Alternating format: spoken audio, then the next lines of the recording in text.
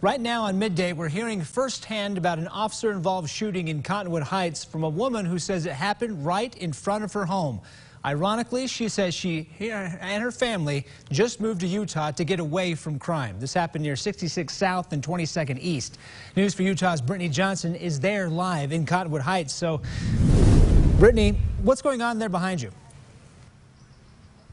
Well, Brian, behind me here, you'll see police, crime scene detectives, and investigators all processing the scene. I'll step out of the way and give you a better look as to what has been going on in this neighborhood since about 6 o'clock this morning. Now, although details are still developing, neighbors tell us they were in for quite the scare when they heard the shots fired in their neighborhood.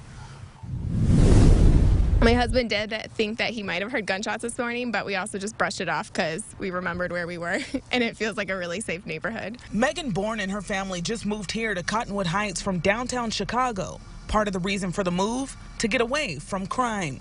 But this morning, the Bourne family found themselves right back in the middle of a crime scene. An officer-involved shooting taking place just feet from their doorstep. We were surprised to see the cop cars and the tape on our street. Here's how this all started. Just after 3 o'clock this morning, police say the suspect used a weapon to rob a Smith's and a Macy's grocery store in Sandy. An officer with Cottonwood Heights police on his way to work heard the suspect's description come across his police scanner and took action. Realized it's probably a dangerous situation and wanted to do what he could to stop this person from committing any more armed robberies. We're told that officer spotted the suspect on his dirt bike and tried to pull him over. He led the officer on a chase throughout the city, which came to an end in this neighborhood. He basically caught up with the suspect, and at that point there were shots fired by the officer. Our officers started performing life-saving measures as soon as it was safe to do so, and we got him to the hospital, and he's expected to survive.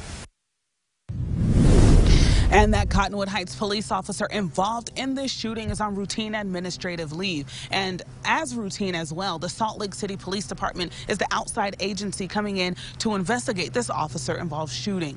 For now, reporting live in Cottonwood Heights, I'm Brittany Johnson, News 4 Utah.